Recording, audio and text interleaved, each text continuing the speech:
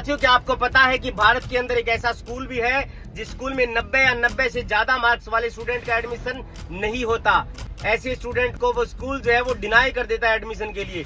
उसमें एडमिशन होता है तो सिर्फ और सिर्फ फेलियर स्टूडेंट का, यानी कि जो 8वीं 10वीं 5वीं क्लास में 2-2 3-3 4-4 हालांकि 5-5 6-6 बार भी फेल होकर के आए हैं, तो उन्हें उस स्कूल में जो है वो एडमिशन लिया जाता है। आपको पता है कि ऐसे स्कूल का जो फाउंडर है वो कौन है? ऐसे स्कूल बनाने वाले शख्स का नाम है सोनम वांगचुक, जो लेह लद्दाख से है। उसका मुख्य उद्देश्य ये था कि जो बच्चे स्टडी में फेल हैं, स्टडी उनको नहीं आती, उनको पढ़ाई नहीं आती, उनको कल्चरल सिस्टम से सिखाया जाए, यानी कि उनको प्रैक्टिकल तरीके से सिखाया जाए। और वो आज कामयाब भी है। लेह लद्दाख के अंदर अगर वो ऐसे स्कूल में पढ़ते हैं कोई भी बच्चे जो फेल होते हैं स्टडी के अंदर, उन्हें जो है प्रैक्टिकल रूप से डेवलप किया जाता है ताकि वो कल्चरल सिस्टम से चीजें सीख सके और वो लद्दाख के लिए आसानी पैदा कर सके। जैसे एफ फॉर फैन अगर लद्दाख के बच्चों को पढ़ाएंगे तो वो नहीं समझेंगे, क्योंकि उन्होंने जो है फैन कभी देखा ही नहीं। तो उनके लिए एफ फॉर फुटबॉल या अन्य चीजों का सहारा लिया जाता है। आपको पता है कि सोनम वांगचुक ऐसे भले काम करने वाला शख्स वो आज सलाखों के पीछे है।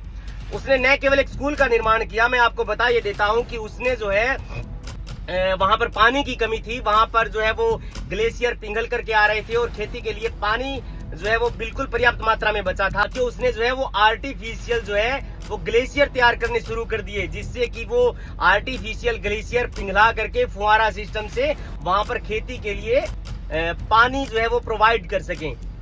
न केवल दूसरा ये काम, तीसरा काम बताता हूँ आपको। इंडियन आर्मी के लिए उसने ऐसे टेंट का निर्माण कराया है, ऐसे टेंट्स का निर्माण कराया है जिसमें अगर बाहर ठंड जो है वो -15 डिग्री है तो अंदर टेंट के +15 डिग्री सेल्सियस जो है वो आर्मी के जवानों के लिए वहां पर टेम्परेचर उपलब्ध किया जा सकता है। साथियों, मैं आपको बता देना चाहता हूं कि इस प्रकार का भला काम करने वाला शख्स सोनम वांगचुक अब जेल के अंदर है। PSA के तहत यानी कि पब्लिक सिक्योरिटी एक्ट के तहत उनको गिरफ्तार कर लिया गया है।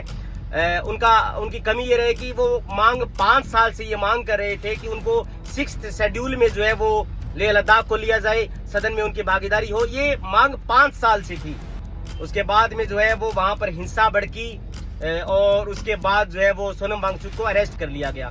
हालांकि मोदी सरकार की भी उन्होंने तारीफ करी थी किसी जमाने में, लेकिन जब वो इस मांग को लेकर के ज्यादा आगे बढ़ने लगे, उन्होंने दिल्ली तक मार्च किया और उनकी मांगे नहीं मानी केंद्र सरकार ने, तो उनको गिरफ्तार कर लिया गया। मैं आपको बता देना ये चाहता हूँ कि इस प्रकार की मांगे 5 साल से मांग रहे हैं वो लद्दाख के लोग, और ये बीजेपी के मैनिफेस्टो में भी है कि हम लागू करेंगे, और वो नहीं कर पा रहे। इस बात को लेकर के सोनम वांगचुक ने आवाज उठाई और आज वो जेल की सलाखों के पीछे है। वो एक गंभीर अपराध में जेलों के पीछे है। इस प्रकार का कानून केंद्र की सरकार जो क्रांति लाते हैं हिंदुस्तान के अंदर, उनको गिरफ्तार कर लेती है और उनको जेल में ठूसने का काम करती है। हार्दिक, उसका क्या नाम है, हार्दिक पटेल, जो गुजरात का एक लड़का था, उसने भी इस प्रकार का जो है वो आंदोलन की मांग करी। उसने जो है पटेल के आरक्षण के लिए मूवमेंट किया।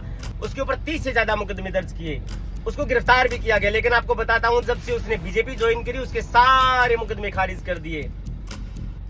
दोस्तों, जो लोग क्रांति लाते हैं, जो लोग रेवोल्यूशन लेकर के आते हैं, जो हिंदुस्तान के अंदर जो है वो इस प्रकार का मूवमेंट करते हैं, उनको पुलिस जेल और सलाखों के पीछे इसलिए डाल देती है ताकि सरकार को खतरा उत्पन्न ना हो। सरकार को जेनजी जैसे आंदोलन की भनक कैसे लग जाती है कि जैसे कि ये मूवमेंट होएगा, जेनजी आंदोलन का रूप लेगा और तुम्हारी सरकार ध्वस्त हो जाएगी। लेकिन आप इस तरीके से क्रांतिकारियों को जेल के पीछे डालोगे तो डेफिनेटली आपको जो है वो प्रॉब्लम फेस करनी पड़ेगी। आपकी सत्ता जो है वो चली जाएगी। और सोनम वांगचुक की गिरफ्तारी मैं ऐसा मानता हूं कि आपके ताबूत की आखिरी कील है, आपके ताबूत की आखिरी कील है सोनम वांगचुक। आप इस प्रकार से रेवोल्यूशन लाने वाले शिक्षा के क्षेत्र में वहां पर आर्टिफिशियल ग्लेशियर उसने तैयार किए उसमें, और उसने फौजियों के लिए टेंट तैयार किए ताकि फौजियों को ठंड ना लगे सीमा के ऊपर, और उसने जो है वो काफी अवार्ड्स भी जीते हैं। आप इस प्रकार की शख्सियत को अगर जेलों के पीछे डालते हैं तो ये शर्म की बात है। शर्म की बात मोदी सरकार के लिए है, केंद्र सरकार के लिए है, जहां पर जो है उनका एक नेता है बीजेपी का बड़ा नेता और युवा मोर्चा अध्यक्ष भी रहा है वो, मैं उसका नाम नहीं जानता, हिमाचल प्रदेश से आता है। उसने तो ये कहा था कि देश के गद्दारों को गोली मारो सालों को। कमाल है, आप उनको जेल में नहीं डाल रहे, वो दूध के धुले हैं। आपका टेनी का लड़का मंत्री का सैकड़ों किसानों को जो है वो कुचल देता है, आप उसकी गिरफ्तारी नहीं करते। शर्म की बात है, आप उसके भाई को टिकट देते हैं आतंकवादी संगठनों में एक्टिव रहने वाली प्रज्ञा ठाकुर, आप उसको मंत्री बनाते हैं। शर्म की बात है। आपको शर्म नहीं आती इस बात को लेकर के कि जो लोग शिक्षा चिकित्सा में काम कर रहे हैं आप उनको जेलों के पीछे डाल रहे हैं। कैसे ब्राइट होगा हिंदुस्तान का फ्यूचर? युवा तो लड़ेगा, युवा आंदोलन करेगा। आप कितने लोगों को जेलों में डालोगे? सोनम वांगचुक ने कहा है कि मेरी गिरफ्तारी के बाद इस देश में क्रांति आएगी, रेवोल्यूशन आएगी। मैं जो मैसेज जेल से बाहर रह करके जो पहुंचा रहा था हिंदुस्तान में, वो नहीं पहुंच पाएगा। मैं जेल के अंदर जाकर के जो मेरा असली काम है वो जेल के अंदर जाने के बाद होगा। थैंक यू साथियों।